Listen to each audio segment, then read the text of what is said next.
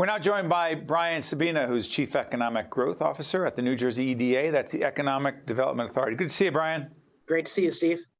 By the way, you are at the Gateway building in Newark, right?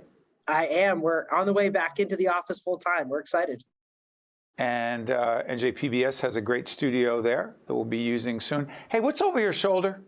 That right over there is the Prudential Center. So heart of economic redevelopment for the city, along with a lot of the work that's going around it. So it's a pretty exciting time in Newark right now. A lot of great stuff going on there. Hey, I want to jump right into this. And the EDA is one of our underwriters, and we talk a lot about economic development activity in the state. One of the issues I want to talk about right out of the box is the New Jersey Wind Port. What is it exactly, and why does it matter to New Jerseyans? Thanks, Steve. The New Jersey Wind Port is the first purpose-built offshore wind port in the country, and it's important because we have a brand new industry that's going up off of our shores. $150 billion in investment over the next 15 years, 83,000 jobs that are going to be created. And to do that, we need new port infrastructure to be able to support these supersized components that the industry is demanding. Where's it going to be based?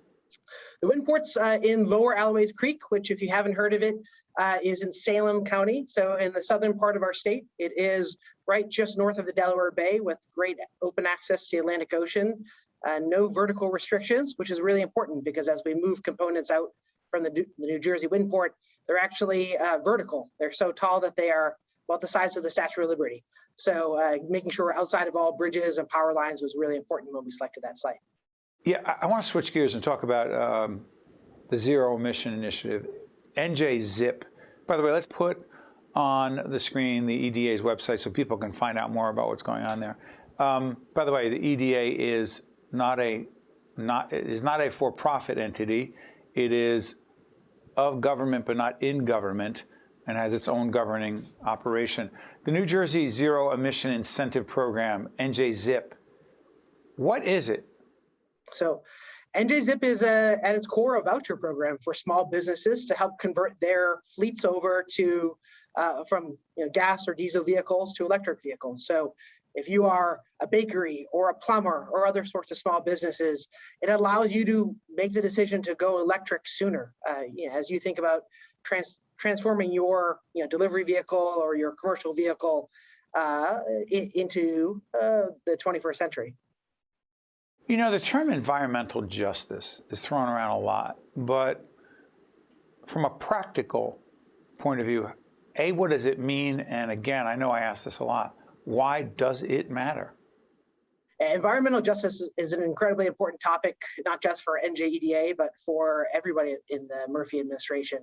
At its core, it's a realization of the reality that when we've gone through industrial development and we've built great things like ports and factories and places that create jobs, transportation, we have to do that somewhere. And often the communities that are around that critical economic infrastructure bear the brunt of the emissions that are related to those activities. So if you think about all of the vehicles that go in and out of the port, they have emissions and that causes asthma. And the communities that are around those assets tend to be disproportionately impacted by economic activity. So environmental justice is about how do we think purposefully about addressing those concerns and making sure that folks who live in those communities have both health outcomes that are better as well as economic outcomes that are better.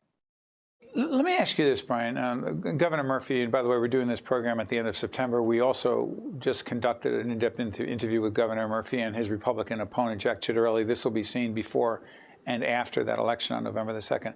But a big part of that discussion was about the whole question of clean energy. The governor has a clean energy plan, Governor Murphy, talking about 100% clean energy by the year 2050. What exactly does that mean? Because no one's against clean energy, but then you talk about what it means, it's more complex. Yeah. So 100% clean energy means making a series of big strategic decisions and then a series of small tactical decisions to transition our economy from power that emits hydrocarbons and pollution to an economy that's based upon clean energy. And that means creating new jobs. It means making technological transitions. It means building out our grid infrastructure to support a smarter way of running electricity through our communities and into our businesses. So it's a comprehensive approach to addressing the climate crisis that we see in front of us. Yeah, before I let you go, let's try this. Let's play this little game, except it's not a game. Come on. It's not me saying it, devil's advocate. Climate change. Seriously? All right, it's real, but it's not that big a deal. Talk to folks, Brian. I mean, Steve, I would encourage you to tell it's not that big of a deal to the New Jerseyans who were impacted by Henri, to the New Jerseyans who were impacted by Ida, to the folks who are living on the shore communities who are now worried about, coastal flooding, riverine flooding. Climate change is real. It's a reality. What we need to do is, and what smart government does, is get ahead of it. And good climate change policy is good economic policy. It's good capital investment policy, and it's good social justice policy. And is it too late? Is it too late because for so long we have not done enough, or we've done virtually nothing in some cases, that climate change is what it is and you're playing catch up, but in some ways it's too late, you say? So I don't think I would say it's too late. I don't think Governor Murphy, others would say it's too late. It's too late for nothing to happen. Clearly, there's change that's going on, but Americans, humans are incredibly resilient and able to take on big challenges. And if we address this head on, as the Murphy administration is, we have the opportunity not only to mitigate damage, but also to make sure that we are benefiting economically and socially from the transformation that needs to happen. And that's our job here at the NJEDA, is to make sure as we go through these transformations, as offshore wind is this brand new industry, that we benefit from that on our shores and in our communities. That's Brian Sabina, Chief Economic Growth Officer at the New Jersey EDA. Hey, Brian, thanks for joining us. Thanks so much, Steve. Stay with us. We'll be right back. One-on-One with Steve Adubato has been a production of the Caucus Educational Corporation. Funding has been provided by NJM Insurance Group, the Turrell Fund, supporting Reimagine Childcare, Wells Fargo, the Robert Wood Johnson Foundation, the New Jersey Board of Public Utilities Clean Energy Program, PSE&G, Choose New Jersey, Community Food Bank of New Jersey, and by Georgian Court University. Promotional support provided by AM 970 The Answer, and by NorthJersey.com and Local IQ.